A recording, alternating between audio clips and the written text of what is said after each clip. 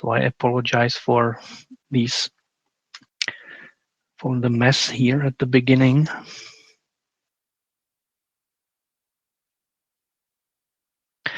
So before we start, do you have any questions that should be addressed right now?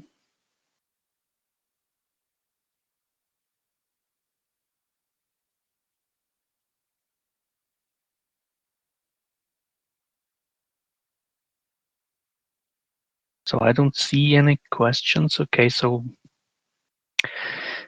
let's start with the program of today's lecture.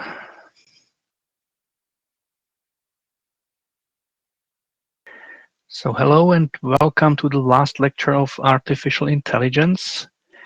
I hope that the connection issues can be solved. The program of today's lecture is to actually summarize the organization of the exam. And in the second part, I will try to go over the individual lectures and try to emphasize some of the topics that are, for which actually there is a high probability that they can be asked in the exam test.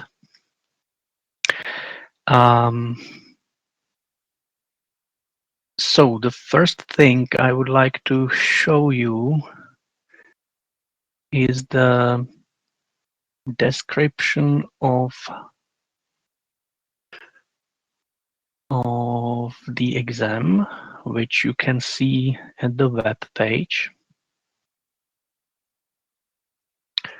Hopefully I will be able to find it soon. Sorry for that. Yeah, so distance exam, and this is it.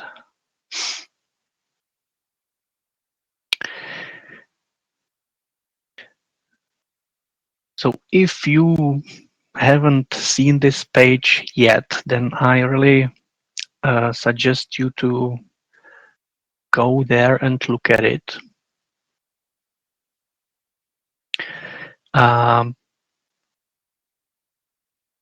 The distance exam will be done in a way that you will basically solve an online test in the Brute. You will find the questions in Brute, and you will put the main answers to Brute also. The questions will probably not be that easy that you would just write the answer directly. You will probably have to do some computations or derivations on paper, and these papers you will then have to scan or take a snapshot of them using your mobile phone and submit to Brute after the exam. During the exam, you will be connected to a BBB room similar to this one, and you will have your camera on such that I can observe you at least somewhat. Please don't take it as some kind of intrusion into your privacy, but for these distant exams, it is really hard to ensure some fairness, and this is something that is quite easily doable, and it at least ensures that you will not communicate with anybody in the room. So yeah, you should have a web camera, microphone. You should be able to communicate inside this BBB room. And in case the connection drops, you should be able to call me via mobile phone, and we will then discuss what to do next. I will publish my mobile phone number before the exam.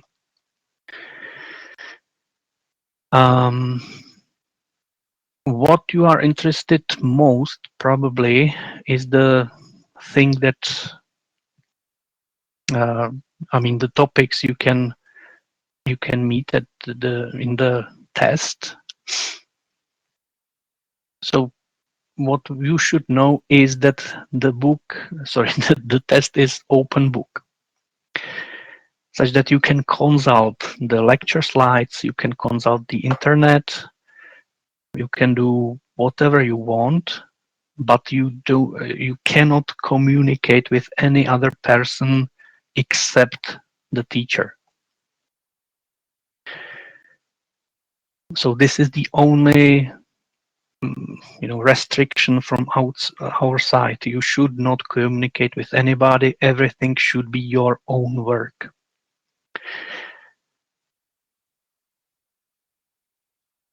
And yeah,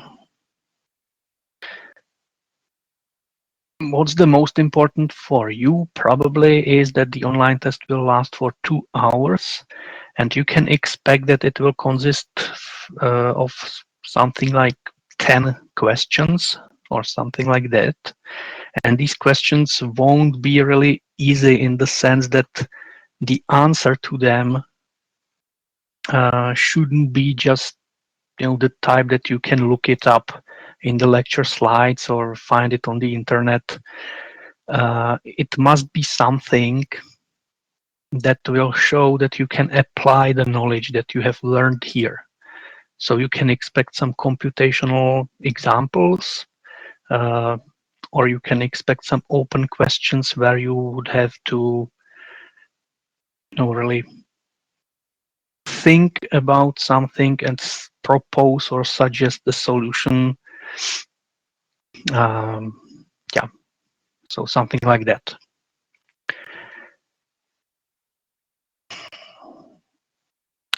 Yeah, you can decide whether you want to take the exam test in English or in Czech version.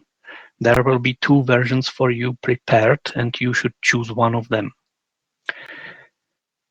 The number of tasks, well, it's 10 tasks, right? So it may seem to be quite high, but this is intentional because we want to keep you busy for the whole 2 hours. So yeah, it may be quite possible that you will not manage to do all the 10 tasks. The strategy that I suggest is to first go through the tasks, look at them, and solve those which you are most sure how to solve them first, right? Okay. It is also worth noting that you will probably have the same type of questions, but the results will be different for each of you. So you will probably have a unique specification of each task in the test.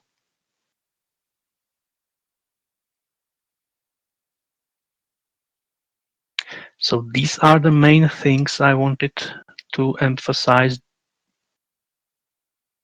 in relation to the distance exam. So do you have any questions regarding these conditions and organization of the exam? Hello, I have one question. The exam is only written, no oral part. Is it right? Yes, for most of you, I think the written exam will be sufficient to get to the final mark. In case there would be some kind of, I don't know, discrepancy or unclear, if something would be unclear, then we may decide to actually organize a one-to-one oral exam, but we do not plan to do it for everyone. At least this should be more or less an exception in really unclear cases.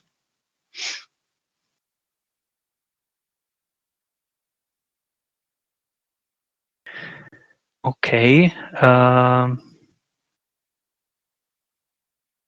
In the morning, I sent you an email noting that you should see now in Brute actually two versions of fake exams, such that you can go there and just look at the, not the type of questions that you will have in the exam, but to explore the environment, the testing facility we will use for the exam, such that you will not be surprised how it actually behaves, and how you can navigate between questions, etc. So you can try it out. This fake exam will stay open for 1 week, and you can go there repeatedly if you want. But yeah, if you have already done some tests in Brute, then it will probably not bring you any new information.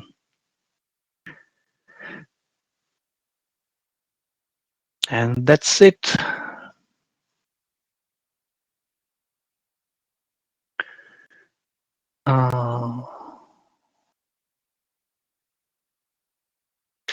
Okay, so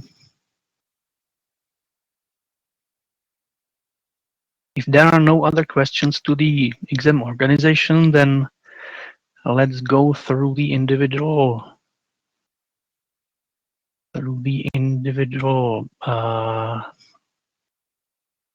lectures, and let's point out those things that can be in the exam with high probability. Well, you shouldn't expect that there couldn't be anything else than those things. Of course, there can be anything from the lectures, but here I will try to really point out those which are really probable. So I will try to switch off the camera because it only takes up the stream bandwidth, and let's go to individual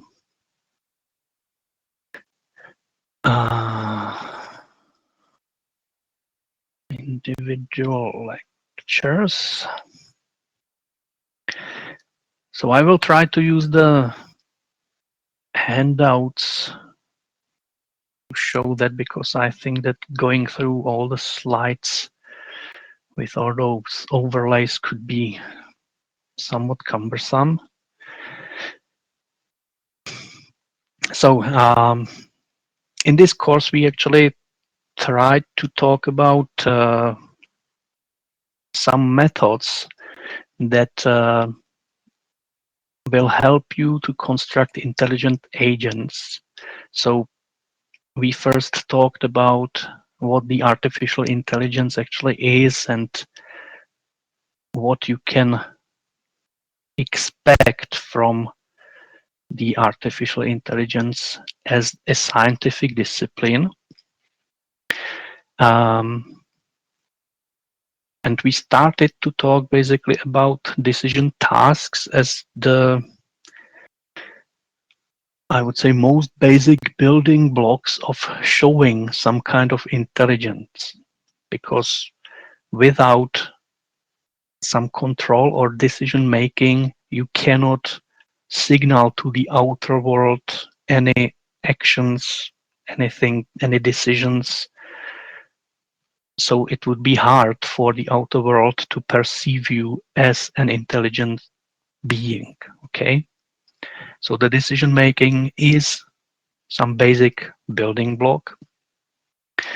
And in the first lecture, we talked about the Bayesian framework of decision making and about certain decision tasks which do not fit into the Bayesian decision framework, but still are solvable with similar methods.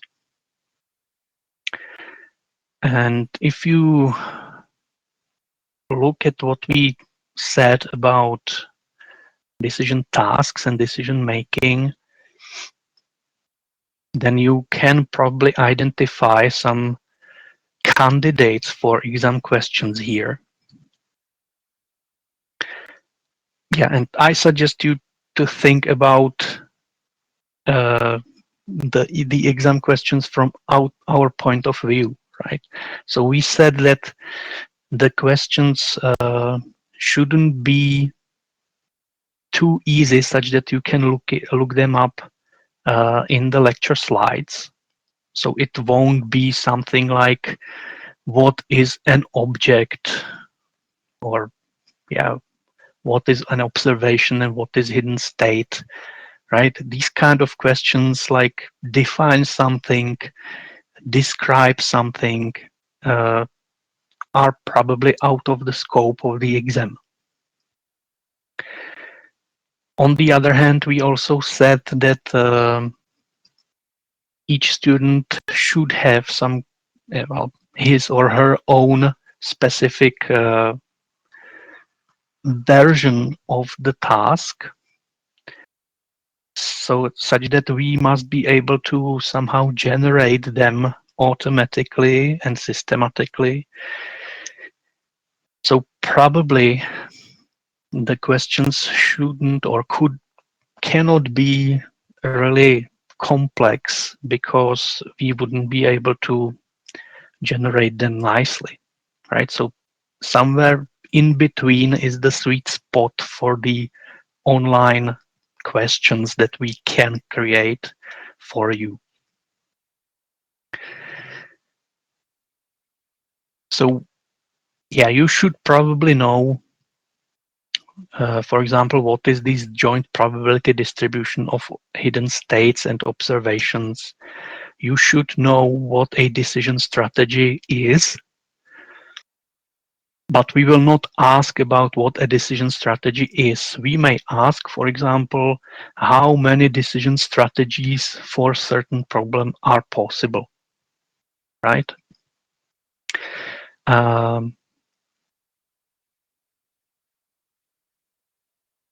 We may also ask you to solve some decision task to obtain, let's say, an optimal decision strategy from the risk point of view.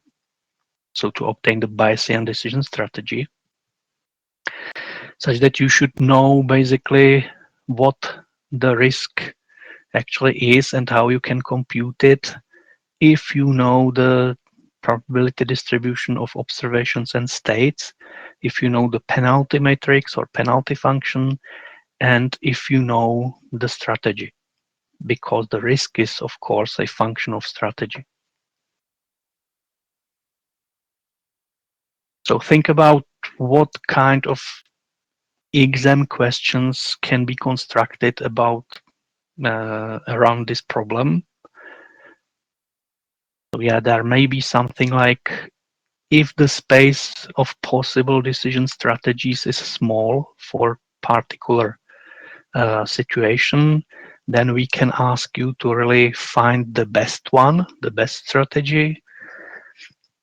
If we are in a situation that the space of the strategies is quite large, and it wouldn't be realistic to actually expect from you that you will go over all of them and find the best one, then probably we can ask something like, if you have strategy 1 and strategy 2, which one of them is better from the Bayesian risk point of view, etc. You can interrupt me at any time if you have any questions, right? So don't hesitate and ask them.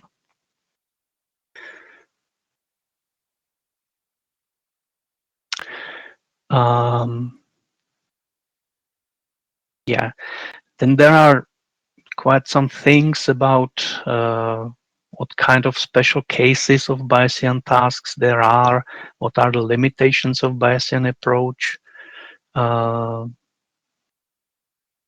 Again, if you think about that,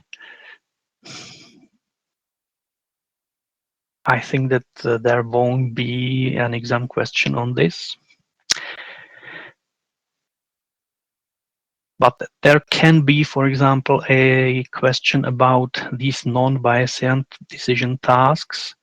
You may be, for example, asked to solve some decision task in the Nyman-Pearson framework,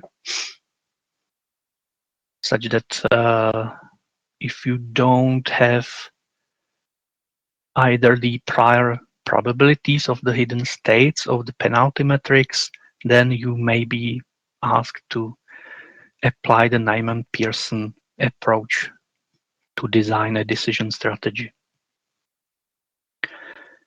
Or a minimax task, that's a similar thing. Yes, there can be something like use the minimax approach to design an optimal decision strategy.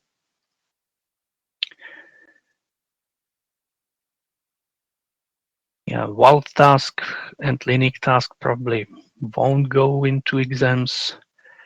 And that's it for the first lecture. It is probably worth noting that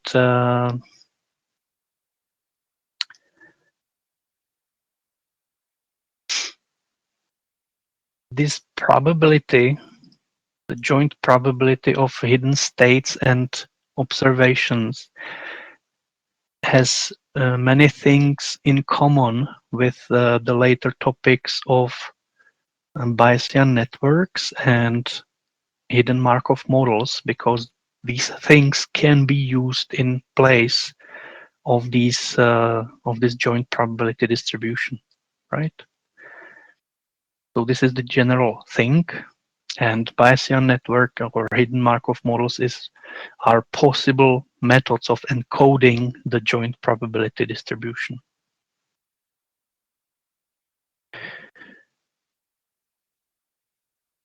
Okay, so for the second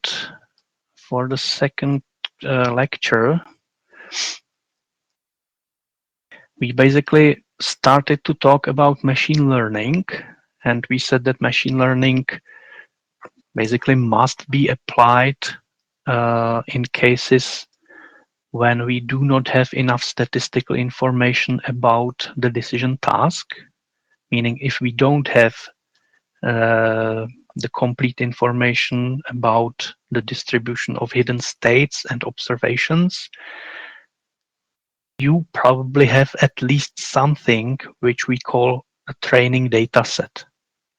And based on this training data set, you can create some kind of decision strategy, although it can't be the Bayesian strategy because you don't have the complete statistical information. And the linear methods for classification and for regression are basically the most simple and most often used ones. So that was the topic of second lecture.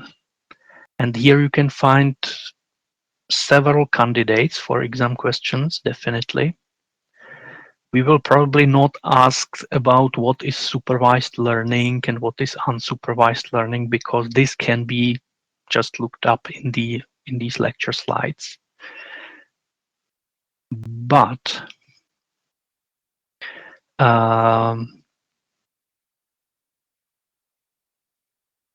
we can probably think about many questions regarding the minimization of the empirical risk, because that's the usual thing in machine learning, where you want to actually minimize the training set error. At least that's what the training of machine learning methods does. The majority of them, actually. So you may be asked, for example, if you have some small number of points, like 3 or maybe 4, to fit a line that minimizes some kind of error measure, probably mean squared error or something like that.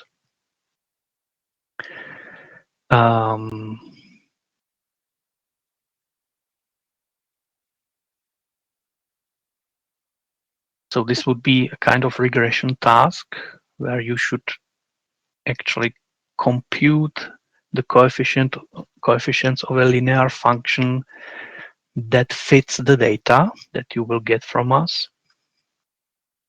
So that would be one candidate for an exam task. Another thing, yeah, this is the mean squared error thing.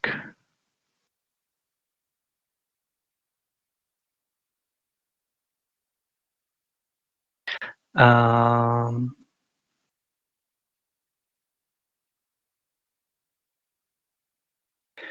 and basically these kind of tasks can be formulated in several ways, in a sense that they can be solved precisely in one step if there is some closed form expression for computing the coefficients of the linear function. But they can be also solved using some kind of iterative optimizer that is depicted on this line. And you may be asked, for example, to perform one step of such an iterative optimizer. So you would be probably required to compute the derivative of the error function with respect to the coordinates of the linear function. And using the gradient descent, you may be required to do one step of that algorithm.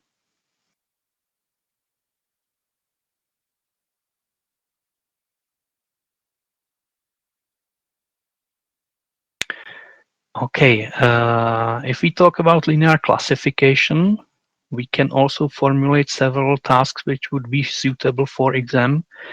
And that would be probably something like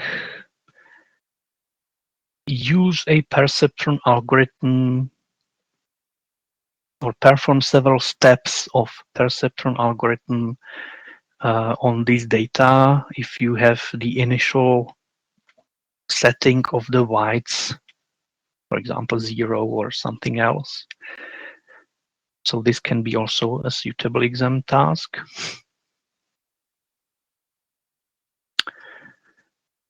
For logistic regression, which is another model, machine learning or statistical model for classification tasks, you can basically see a question like perform one step of the gradient descent algorithm that minimizes the error of the logistic regression model.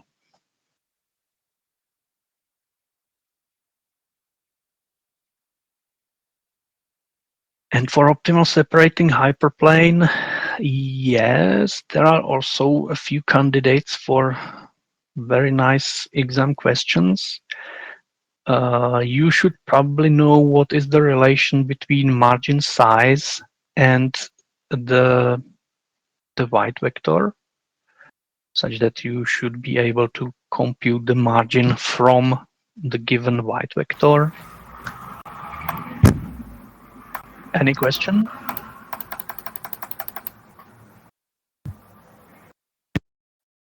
Okay, hopefully it's just a mic switched on by mistake. Okay. Yeah, so margin size from the white vector of the separating hyperplane, that would be a suitable question. You should also know how to compute the white vector from the results of the dual quadratic programming task.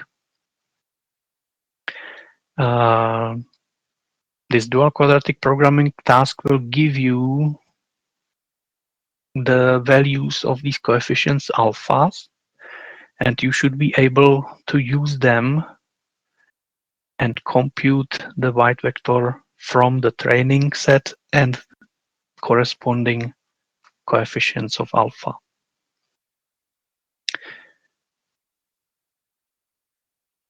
And of course, you should know the meaning, right? What does it mean if alpha is 0? What does it mean if alpha is larger than 0, etc.?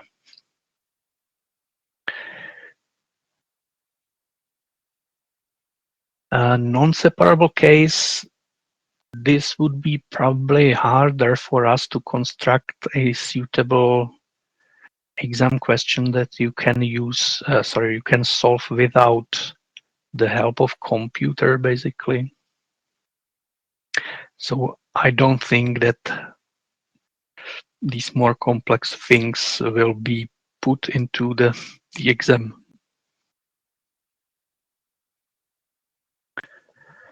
And is there anything else for the linear or for the second lecture? I don't think so. You can also look at the competencies which are listed either in the separate document or at the end of each lecture, and you can look at those competencies and find those which state something like compute something, maybe explain something, but in the exam we really probably give a question like define something or describe something.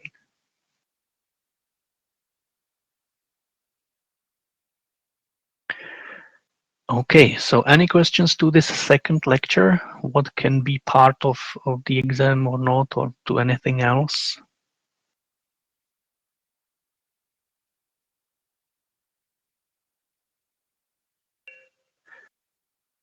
Okay, so let's go to the third lecture. This was about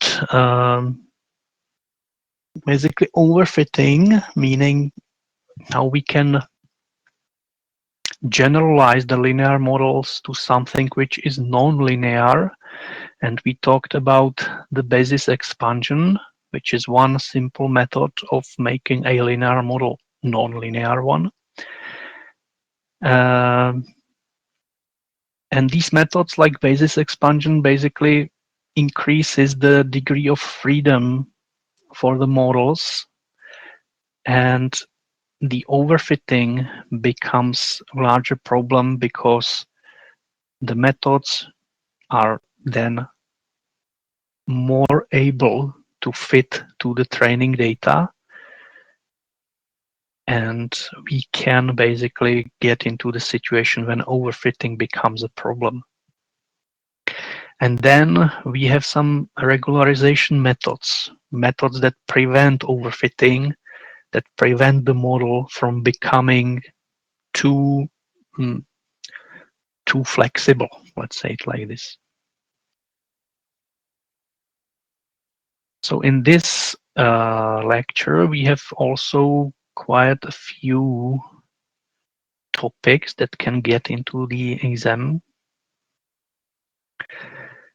So you should for sure know what the basis expansion actually means, how it is constructed or how it can be constructed, and what it actually does to a training set and to testing set as well, of course.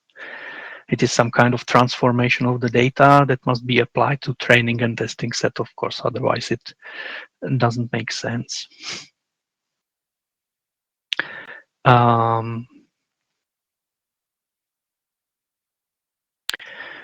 Okay, so we should be able to talk about overfitted, underfitted models and to recognize them somehow. So if I, for example, present you with a certain situation or with two models basically, and with their, let's say, training and testing errors, you should be able to say whether one of these methods is overfitted or underfitted. And this relates basically to this kind of figure and the relation between the training errors and testing errors of those models. So this may be something that actually requires you to apply some kind of knowledge of overfitting, what it is and what we can do about that.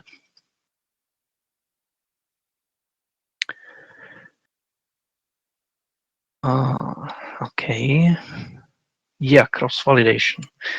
Cross-validation is a very important concept that allows you to evaluate an error of certain model either on a completely new data points, the so-called testing data, or by repeating the model learning and testing on some subsets of the training data. You can basically use only the training data to to train the model and get an unbiased estimate of its error. So you should be aware what is a simple cross-validation, that it basically uses the split of the data into training and testing subsets.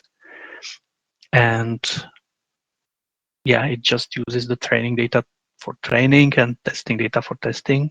There's nothing spectacular about that. But then some more interesting methods like k-fold cross-validation or the extreme case of leave one out cross-validation basically come to my mind, and these can also serve as a basis for some exam questions. You may be, for example, required to compute a cross-validation error for certain kind of model given some very small data set such that you can compute the predictions of the model quite easily. But you need to show how to compute the cross-validation error for certain particular model, for example.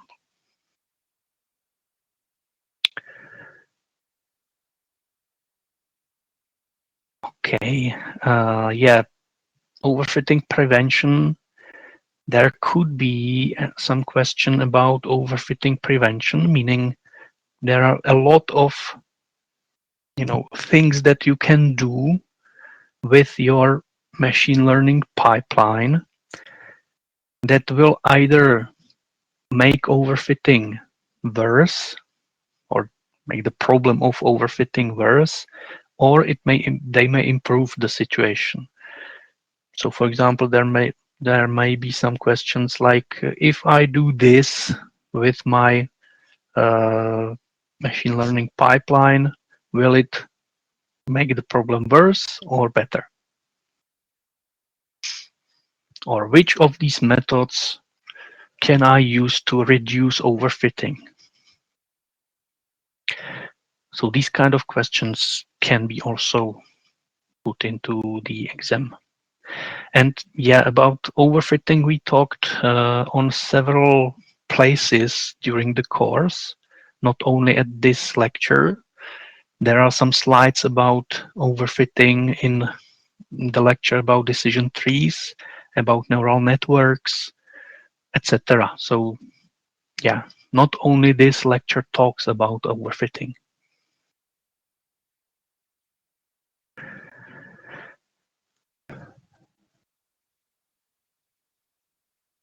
Okay, these are the classical methods of regularization using the rich regularization or lasso regularization. Yeah, maybe you should be able to actually select the better of several models or the best of several models based on some regularized optimization criterion or something like that.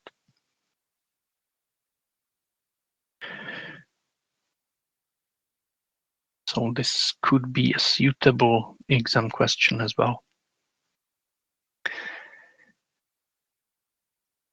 So any questions to the third lecture on overfitting?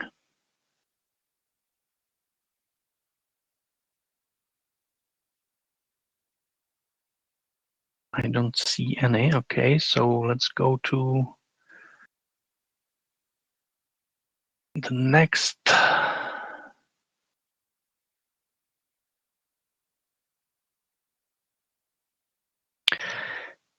So in the fourth lecture, we basically still continued in the topic of machine learning, and we talked about methods which are somehow nonlinear naturally, meaning that they are not built as basis expansion.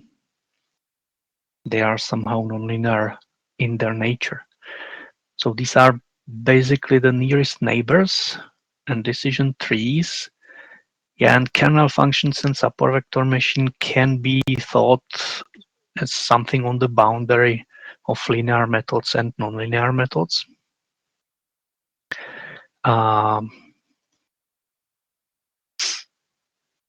so nearest neighbors as a method is a very simple kind of machine learning model, and you should know how to apply it. So there can be a question that requires you to apply the nearest neighbor prediction either in the classification context or in the regression context. So there may be some kind of training data set, and you may be asked to predict something based on the available data using the k nearest neighbors method. So that may be a question. Okay.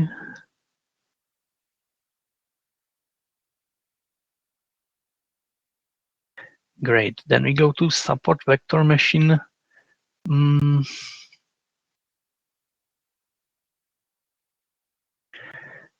I don't think that we can basically create a suitable exam question from sufficiently simple from the support vector machine. It can be a topic for oral question if it would be the case, for example. But to let you compute something in this context, I think it would be quite hard.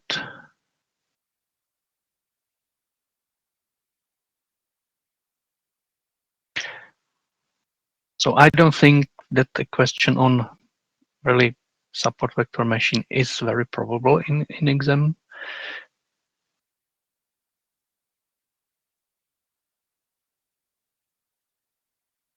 Okay. On the other hand, decision trees provide us with quite a lot of things that we can ask in the exam.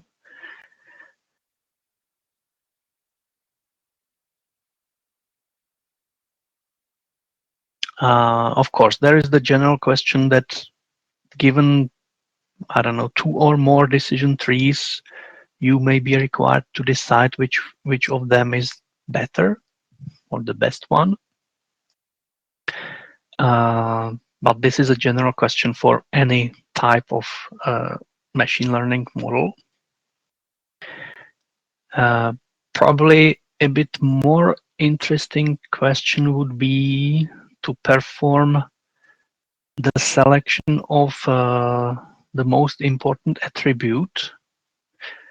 Given some training data, you would be required to choose the split that should be done in the next step of the tree building procedure, which is described. And this is a part of this TDIDT algorithm, that you should find the most important attribute at a given stage of the decision tree building procedure. And that could be something suitable for the exam. So you should be able to basically compute the information gain of using certain attribute for a split. It doesn't have to be in the context of categorical variables. It may be in the context of continuous variables, which is, in my opinion, somewhat simpler because you can visualize it nicely, but yeah.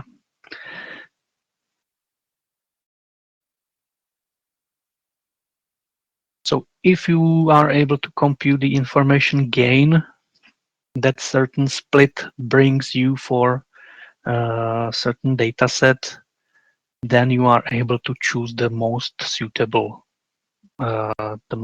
split.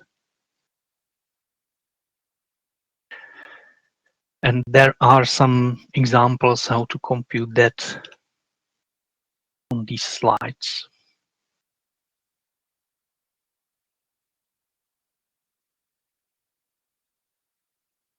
Mm-hmm. Yeah.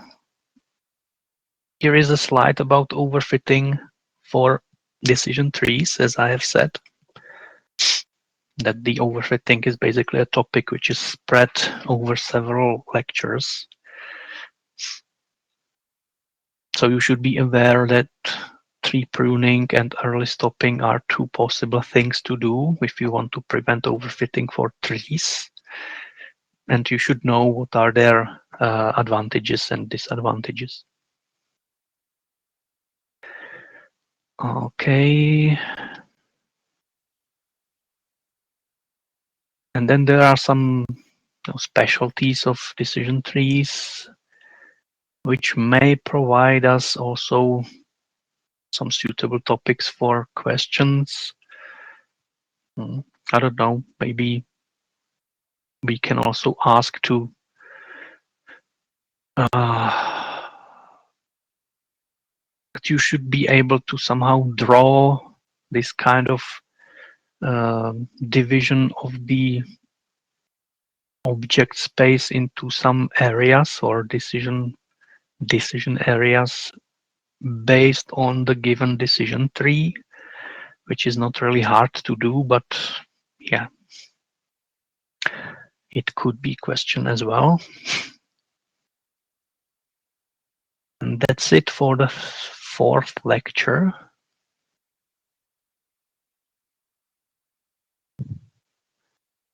So any questions to lecture 4 and nonlinear models?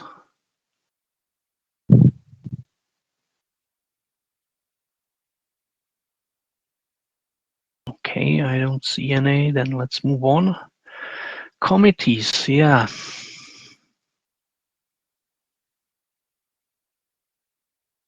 Committees.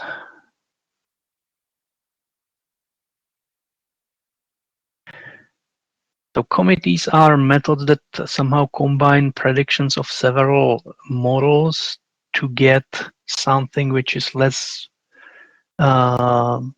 overfitted. And usually these methods want the individual models to be very unstable with respect to the change of the training data set, because that means that the individual models will be diverse, but all of them should somehow capture the main dependencies and relations in the data. Okay. And we talked about several methods how to achieve this diversity of models. We said that one way to achieve this is to basically create slightly different versions of the training data for each of the model.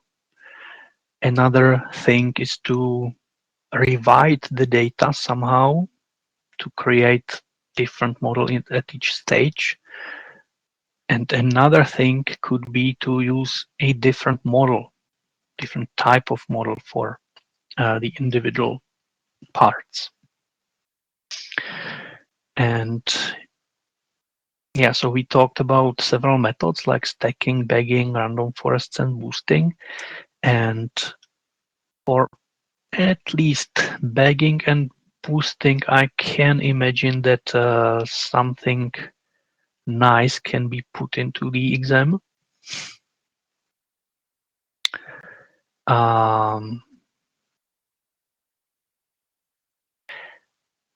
Yes, this quiz question from the lecture is the basis of the computation. How many basically examples from the training set are not used during the bootstrap sample? And this basically says that these examples are free to use for you as test data because they were not used as the training data for that particular model. So you should be probably able to basically compute the number of unused examples. So this derivation somehow should be known to you. And maybe one of the questions may be, what if I select a bootstrap sample of size different from the original data set? What would be the expected number of unused examples that I can then use for the training data, for the testing, sorry.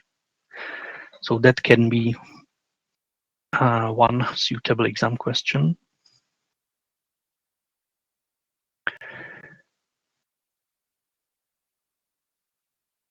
Okay.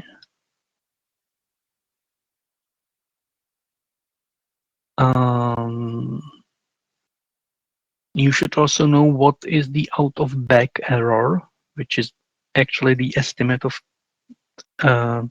model error computed on the unused training examples. And yeah, maybe one question could be something like, given this training data set and this bootstrap sample, what is the out of bag estimate of the error of this method? Such that you would use the bootstrap sample to train the model and the rest of the examples would serve you to compute the error.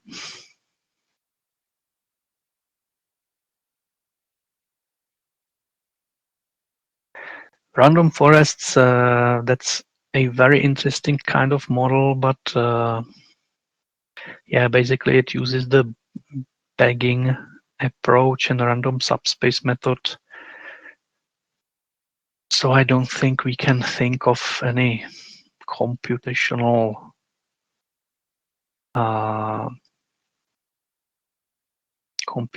exam question for random forests. But we can definitely put there something for boosting, which is a committee method that rewrites the individual training samples during the iterative construction of the main classifier, right?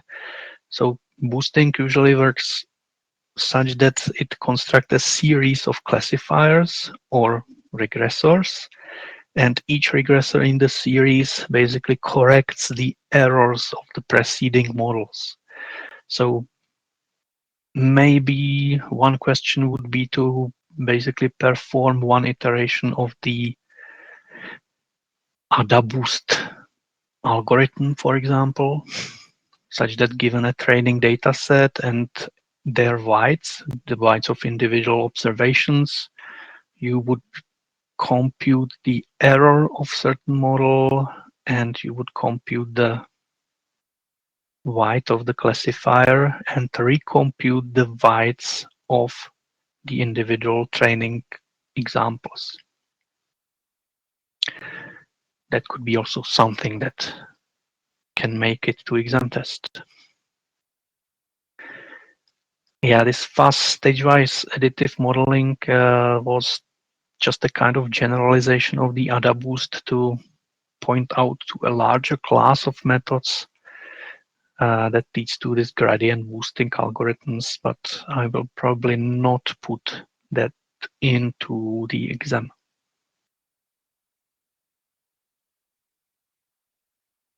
Okay, that's lecture 5, committees. Any questions to lecture 5?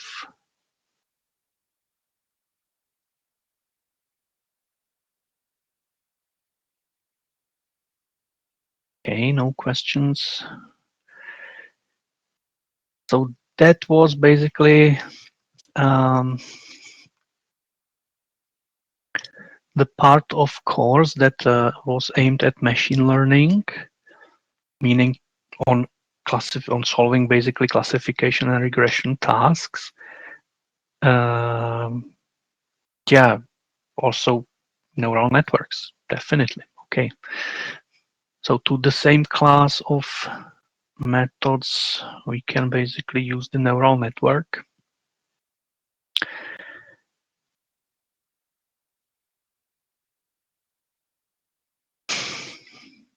And there you can basically expect similar kinds of questions that I have talked about for linear regression and linear classification methods. They are very similar in principle, such that yeah, you may be required to compute the weights of this kind of linear neuron, as is depicted here, or you may be required to compute or at least make one step in the algorithm that computes the weights of the logistic regression.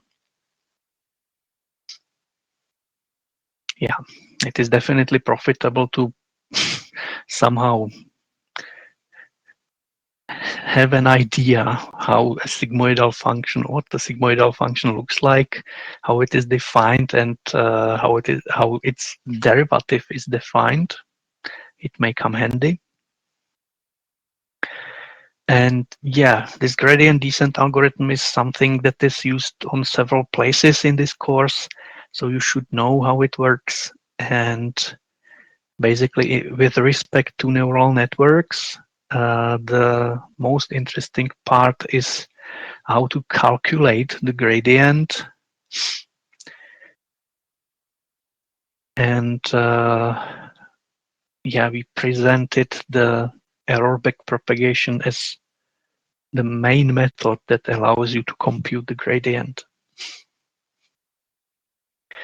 But here you can find several examples of computational tasks that can be part of the exam, actually.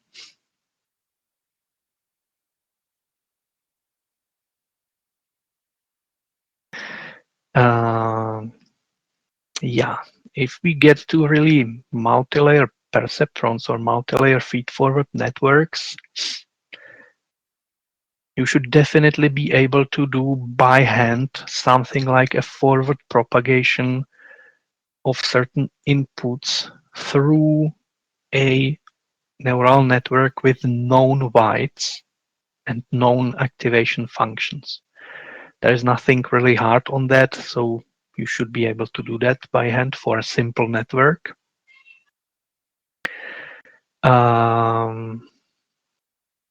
And for learning multi-layer network, you may be able to do certain part of backpropagation algorithm.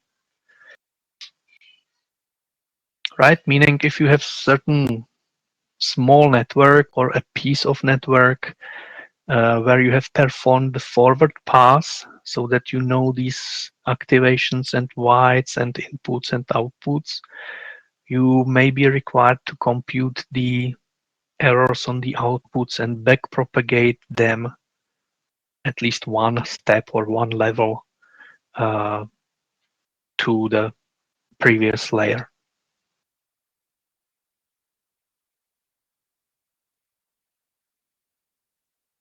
Yeah, so there is this error backpropagation algorithm where it is somehow described very concisely what you have to do, but you must be able and you must know how to compute these derivatives and what, for example, this means and what this means, what is the set of destinations, etc.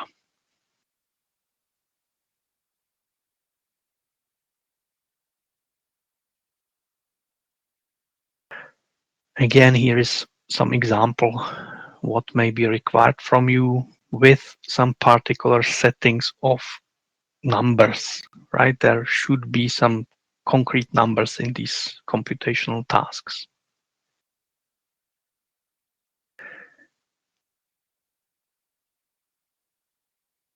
The variance of gradient descent and what you can do with the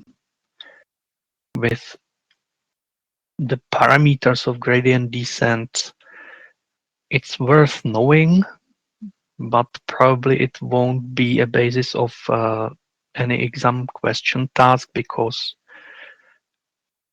this can be really looked up in the lecture slides.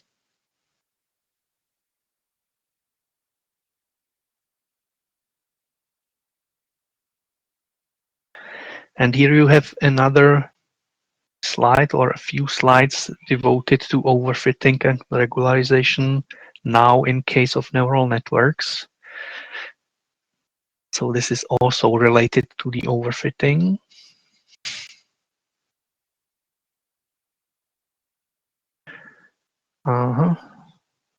Yeah, dropout is one of the methods that can be applied in neural networks as an overfitting prevention method. And that's it for the lecture for neural networks. Then we had a lecture on deep neural networks, but this lecture was more or less quite descriptive. And we basically didn't do any method into sufficient detail that would allow us to construct some kind of computational question from this. So I don't expect that some computational question on deep neural architectures will be present. Just let me go quickly through the slides to really check it.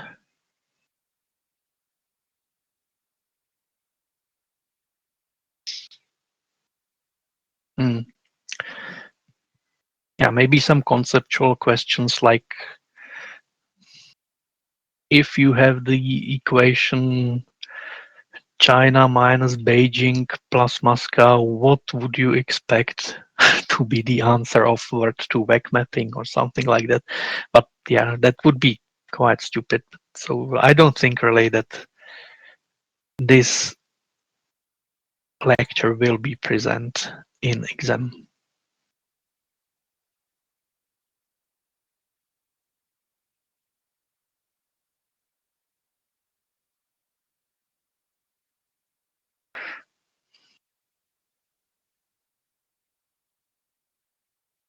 I don't really want to, make some false expectations, so I'm going to say something like, rather, the probability of a question from this exam is quite low. Yeah.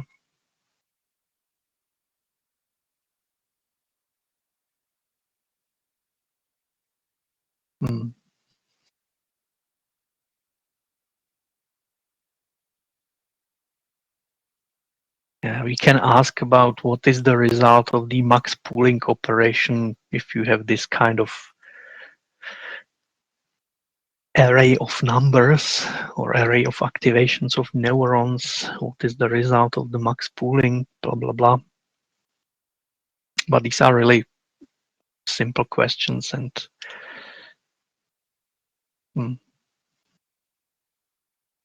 okay, I really don't think that this would make it to the exam. So now we are in state where we left the machine learning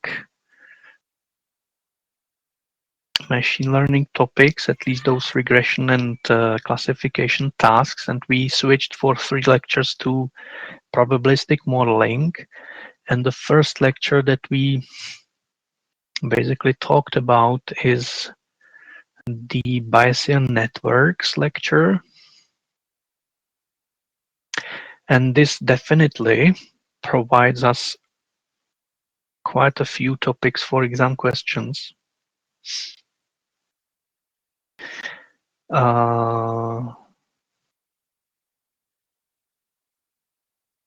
Okay, Bayesian network basically is a kind of factorization of a joint probability distribution, and it is usually drawn as a kind of graph with related conditional probability tables. So one suitable question for Bayesian networks could be something like, what factorization of joint probability distribution corresponds to certain particular Bayesian networks, and vice versa?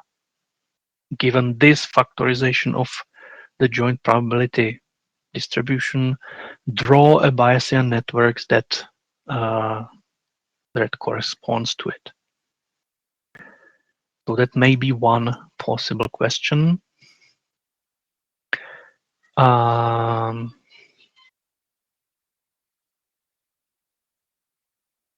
We can also ask how many free parameters certain Bayesian networks has.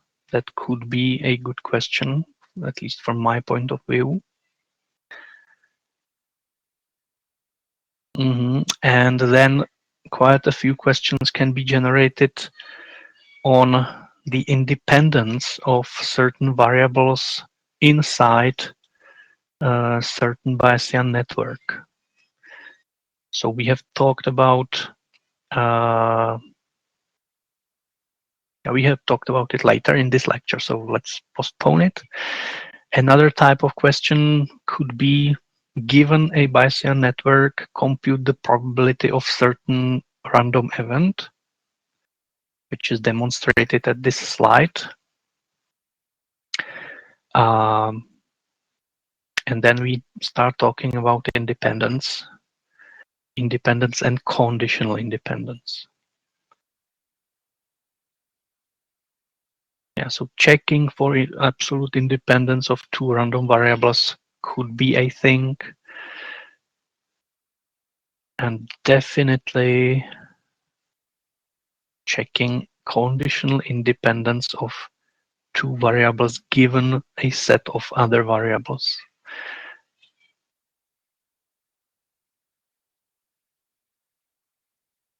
Yeah, you should definitely know about these three structures that allows us to reason about the independency of variables inside the whole Bayesian network using the concept of d-separation and how it is applied, because yeah, maybe some questions related to these things or some questions related to graphs like these and questions like those on the right can be part of the exam. So you should, for example, be able to say whether B is independent of D given C or not. So answer similar kinds of questions. Inference in Bayesian networks, yeah, that would be a very good question, but I think that working it out is quite demanding. There is a lot of operations that you must perform, and it is highly error prone. So I would probably leave these questions out of the exam.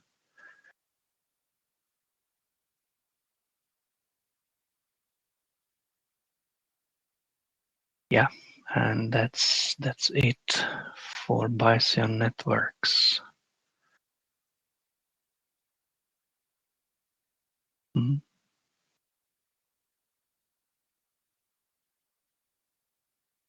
Okay. And then the lecture about hidden Markov models. And we talked about hidden Markov models as a special case for Bayesian networks. At least we frame them, or we presented as this as one possible point of view on hidden Markov models. And yeah.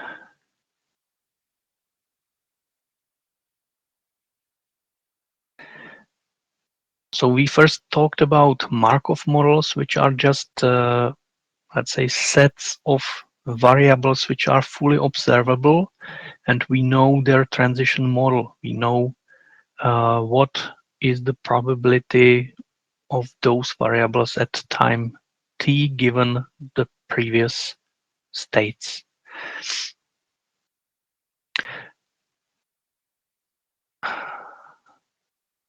You should be aware about what a Markov assumption is and what is the stationary assumption and what they allow us to achieve, basically.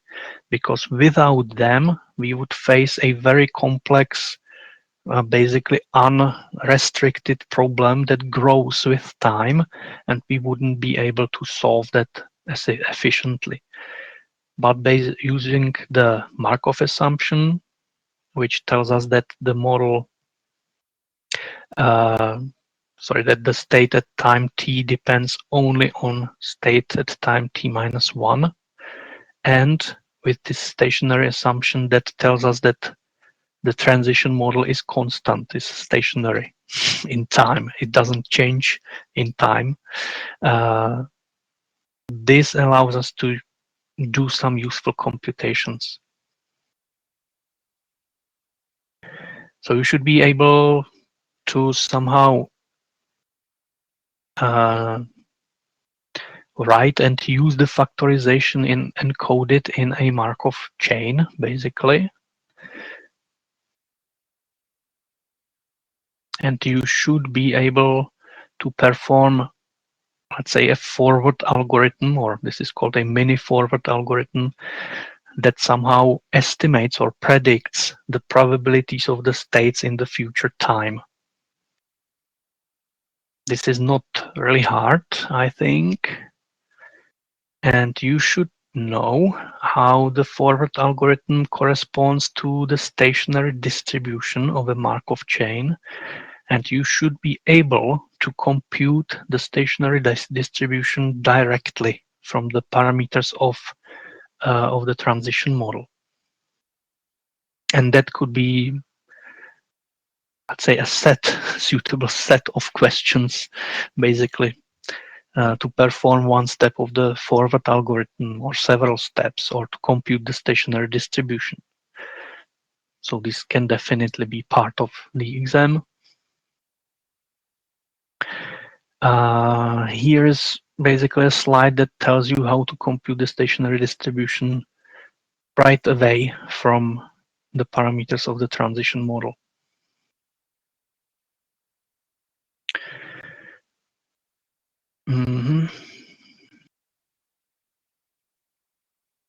And then we have this model called hidden Markov models, which is much more practically useful than just Markov chains. And even here, we still assume the Markov property and the stationary property. So they are equally important for hidden Markov models as they were for Markov chains. And yeah, you should again be able to write this factorization of the joint probability distribution over a sequence of hidden states and sequence of observations.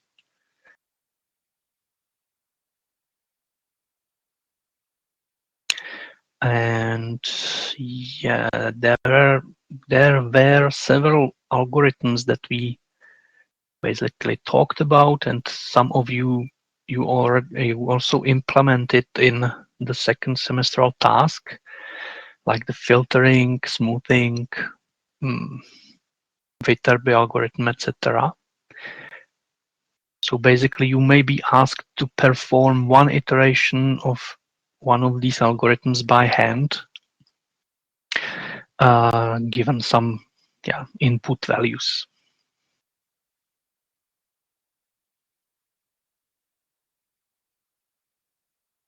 So you should definitely know for what these algorithms are, what they do, and you should also know how.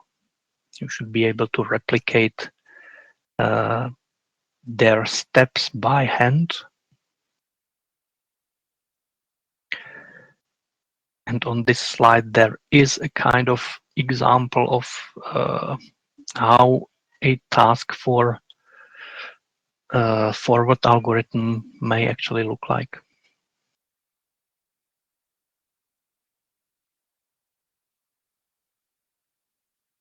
Yeah, smoothing, forward backward algorithm.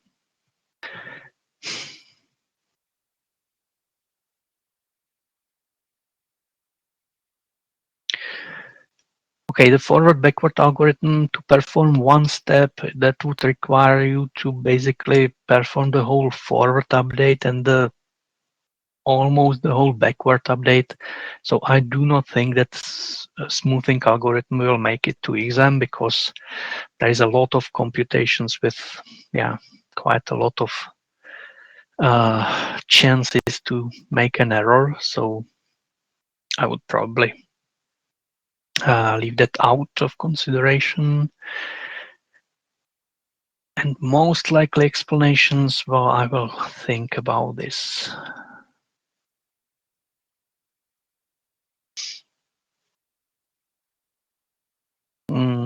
Yeah, we'll see. And that basically concludes the hidden Markov model lecture.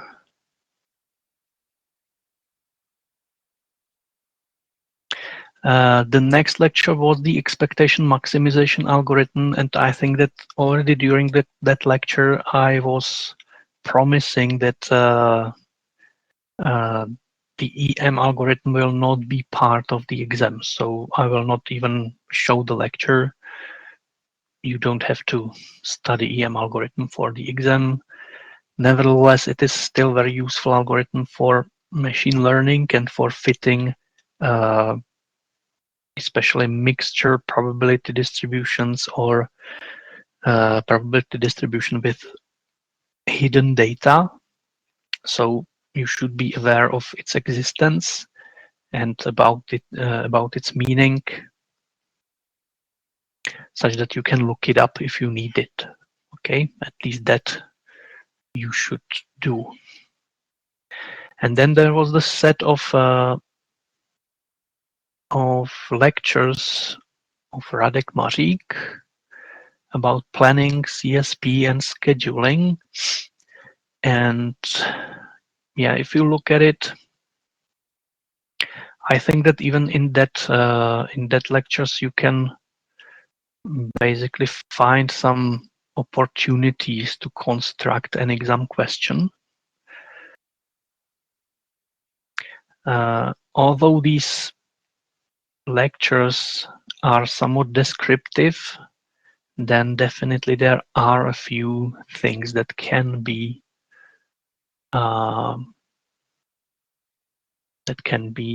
used to construct a suitable exam question. So, for example, yeah, we can describe some domain and some, let's say, intention that we would like to achieve, and you would be required to describe or formalize the planning domain in a language like Strapes or PDDL, or of course we will not require a precise usage of the syntax of those languages, but we would like to somehow check whether the important parts of the specifications are there in your answer.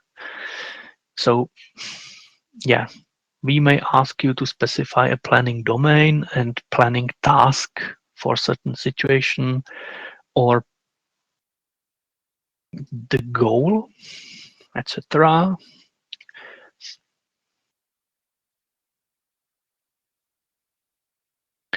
Yeah, so in the planning lecture, Radek Mařík talked about basically planning in the space of actions and planning in the space of plans. And in the second part of the lecture, Radek talked about HTN planning, hierarchical task networks, and on each of these subtopics, I think there should be some possible question.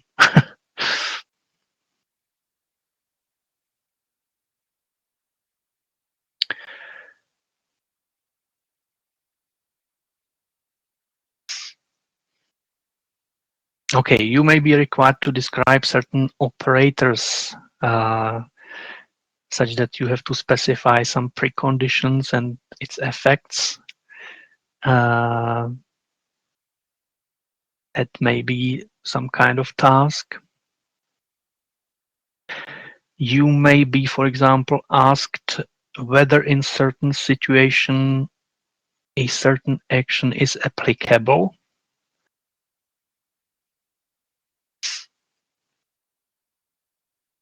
And you may be, for example, asked to perform the action such that the state somehow changes, and you should be able to describe how and how the change should basically will look like.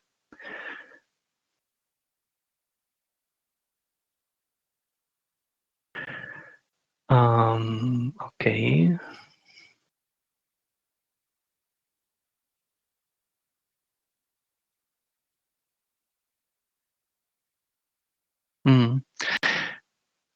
The planning algorithms are quite standard. It is based on some kind of search through a graph where you have to check the applicability conditions, etc. This can form also a basis for certain question maybe, but yeah. Here we start the plan space search.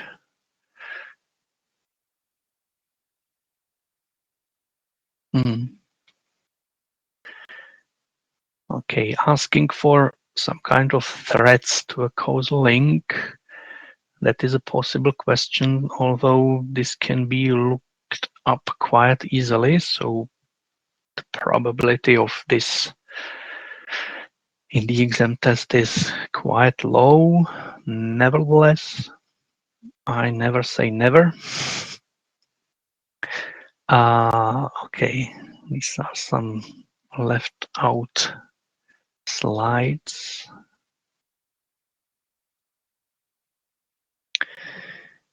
Hierarchical task planning.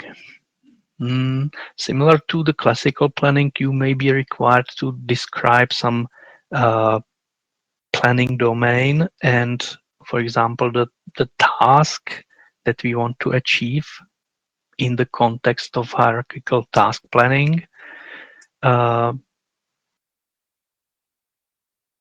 You may be, for example, required to perform a few steps of the planner, meaning that you should demonstrate that you have some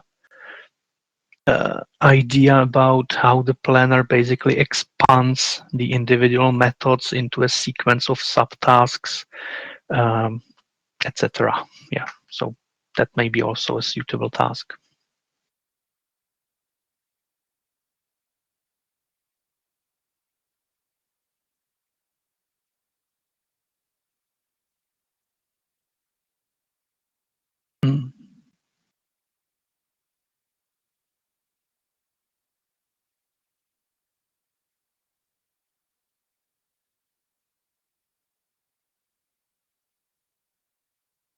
Okay, I will probably not talk about planning anymore because these are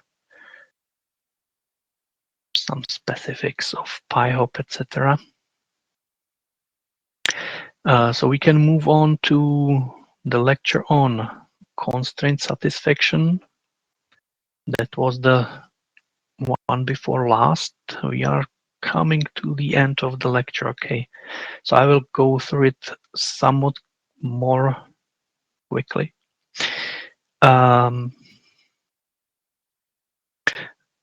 You should definitely know what a constraint satisfaction problem is and what kind of entities are used to define it, that there are some variables, each variable has a domain, and there are some constraints between the variables, etc. And yeah, we look for a model for the problem, and model is some admissible assignment of values to the variables that fulfills the constraints. And yeah, Radek used this example with Australia, and he showed several techniques based on this map coloring example.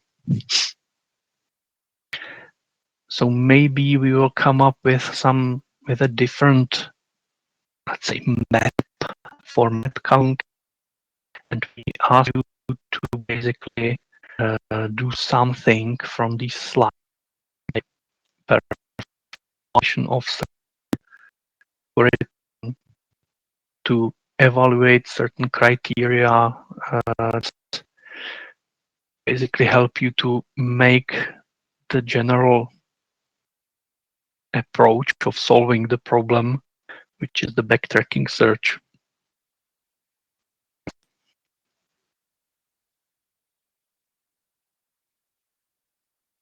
Yeah, so generate and test is the one where you basically go through all the possible assignments without checking, without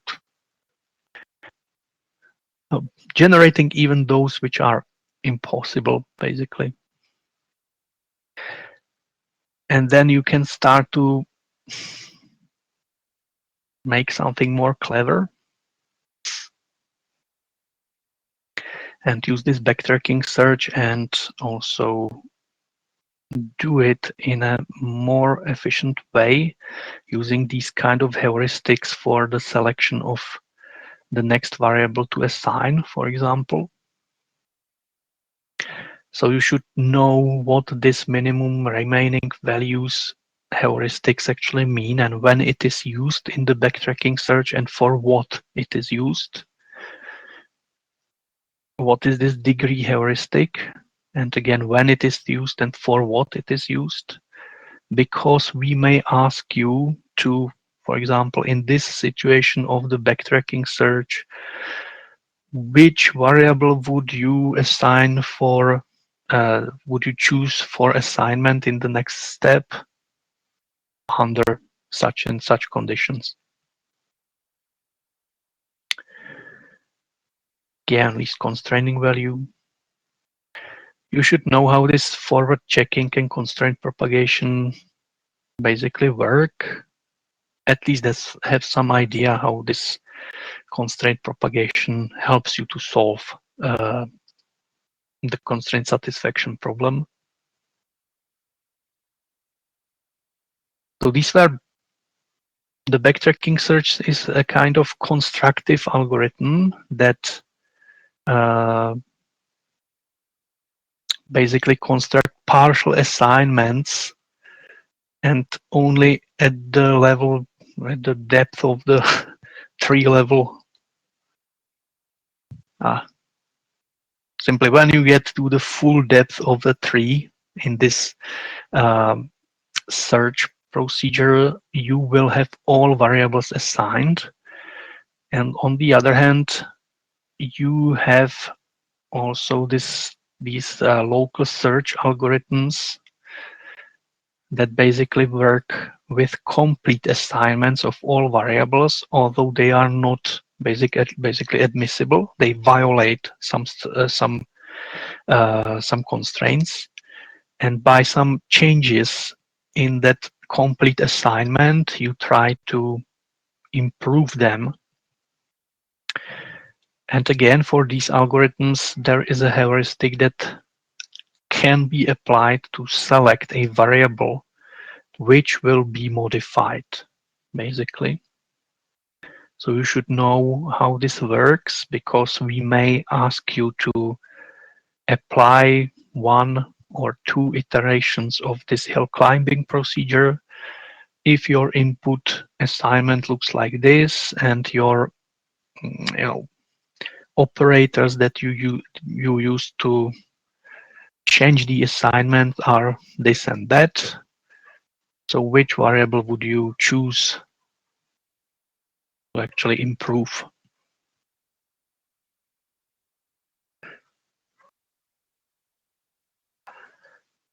That could be also a possible exam question. And then we finally get to the last lecture on scheduling.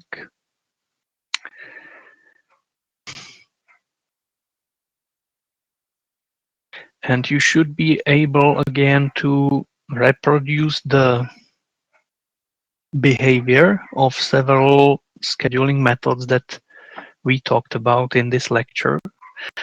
You should definitely know what a schedule is, what a partial schedule is, what are criteria that define what an optimal schedule is. So the most important is probably the make span. So you should be able to compute a make span if you get certain set of jobs that must be made, and a schedule for them. You should be able to compute a make span. Yeah. You should know about these parameters of the jobs, like what is processing time, what is release date, what is due date, what is deadline, what is white, etc. We will probably not use all of them in specification of the scheduling tasks because we don't want to make them too complex, but you should be aware of them. Yeah, this Graham classification of scheduling tasks is to some extent important for the exam, probably only from the point of view that you will need to recognize some easily solvable instances of the scheduling tasks and probably know the methods how to solve them.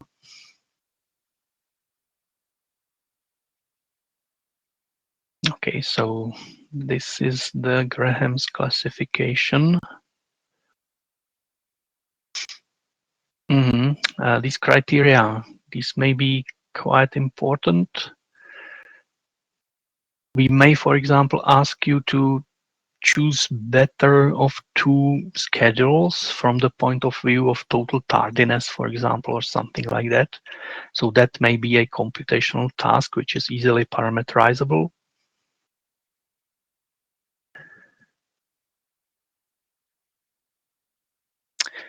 And again, there are these 2 general approaches to solve the scheduling method, the constructive methods and the local search ones, and maybe the hybrid approaches, of course. So we may ask you to apply 1 or 2 steps of the local search algorithm for the scheduling task, given some kind of modification operators that you can apply to your existing schedule.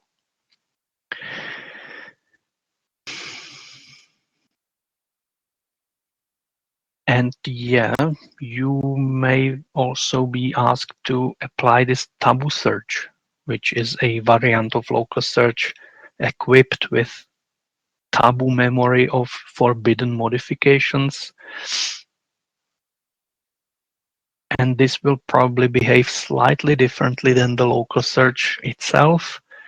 So there may be difference in their behavior given the initial conditions that you will get.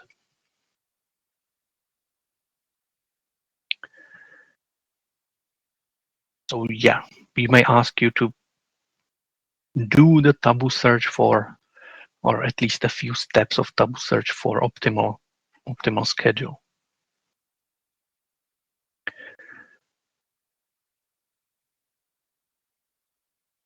And this is one of those tasks or scheduling tasks for which we know an efficient solution in the scheduling domain. So yeah, Johnson algorithm and how it basically creates a schedule for a flow shop with two machines.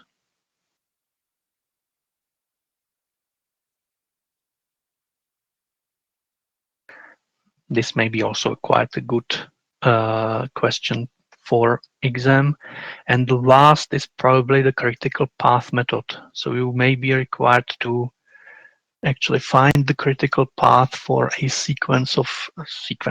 for a set of jobs where the constraints on their ordering are given in a form of graph, and you know the processing time on of that jobs.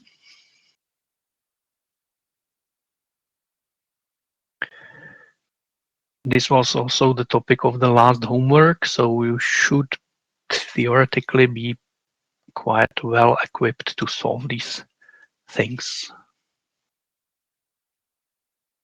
And that's it.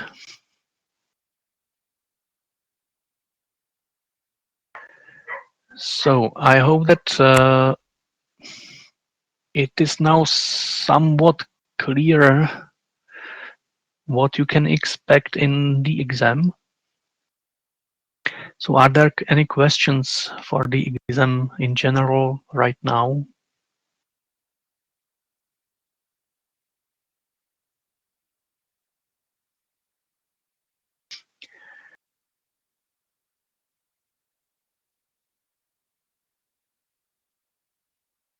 Okay, so if there are no questions, then I will see some of you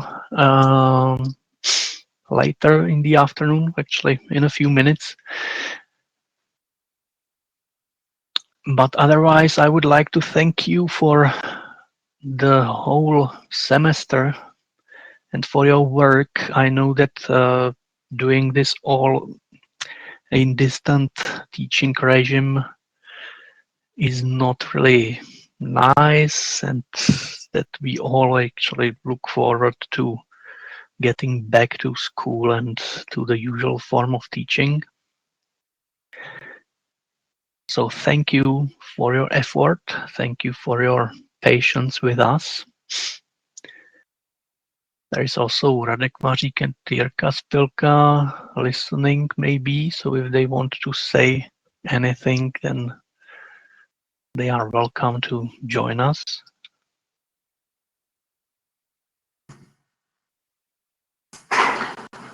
Thank you, Peter. It was an excellent lecture and excellent going through, and I hope that the students enjoyed that as well. Okay, thank you, Radek, and thank you for your cooperation on the lectures and the whole course. Okay, so I unmuted myself. Yeah, I don't really have anything to add on top of that you said, but let me thank you all students, Petr and Radek, that I have been able to be part of that course. It was kind of fun. It would be more fun to have it in person, but yeah, that's the situation we need to live with. Okay, thanks. Okay, then thank you all, and yeah, hopefully you will successfully pass the exam, and I wish you good luck also during the exam in other courses. And yeah, have a nice day, have a nice week, have a nice exam period, have a nice holidays, yeah, vacation. And good luck. Thank you for watching, and Good luck to you all. Goodbye. Thank you.